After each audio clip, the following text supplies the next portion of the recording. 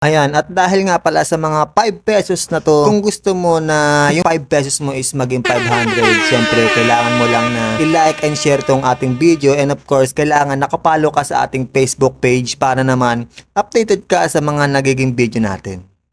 Ngayon nga ay araw ng pagbubukas ng ating car wash. Siyempre, titingnan natin kung gaano karami ba yung kinita ng ating car wash sa loob lamang ng 15 days. At dahil na rin nagkaroon ng problema yung ating car wash, naisabay na rin natin yung pagbubukas ng ating car wash. So, hindi pa naman dapat schedule ng ating pagka-kolekta ng mga coins. Pero dahil nga yung naging sanhi ng ating pagkasira ng car wash is dahil punong-puno na yung lagayan ng ating mga coins. Kaya naisabay na rin natin na kolektahin yung ating kinita sa car wash.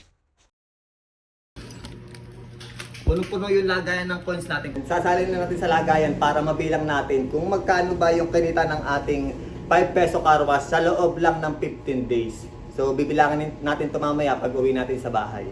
Ayan, at dahil nga pala sa mga 5 pesos na to, kung gusto mo na yung 5 pesos mo is maging 500, syempre kailangan mo lang na i-like and share tong ating video, and of course, kailangan nakapalo ka sa ating Facebook page para naman updated ka sa mga nagiging video natin. Tubig sa loob ng 15 days lang. So mamaya lang bibilangan natin para malaman natin kung magkano. Ayan, at buksan na rin natin at kolektahin na rin natin yung ating sabon para naman maisama natin sa bilang ng kinita natin ngayon sa loob ng 15 days. Baka kalahati ng kinita natin sa tubig, yung kinita natin sa sabon. Bubuksan na rin natin yung lagayan natin ng sabon para malaman din natin.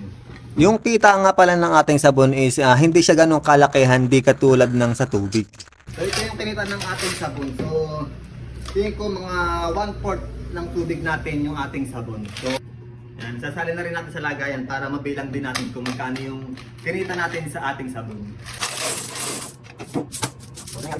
At ngayon nga ay nandito na kami sa bahay para bilangin yung ating mga nakuha sa ating car wash. Ano ba karami yung nakuha natin na income sa ating car wash sa loob lang ng 15 days. So pala yung ating mga nakolek ngayon, di ba? Ayan. So alis dalawang bag. Ito po ay sa tubig at saka sa sabon. So bibilangin natin.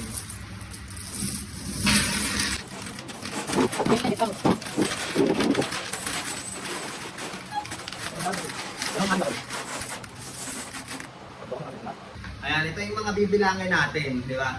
Para malaman natin kung gaano nga ba kalakas ng ating car wash, di ba? 15 days lang po itong kita natin na to. So meron pa tayong another 15 days na bibilangin para naman ma-total natin yung kinikita ng ating car wash sa loob ng isang buwan. Kaya let's go, bilangin na natin to.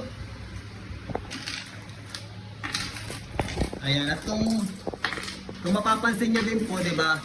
Marabalot ng mga gamit.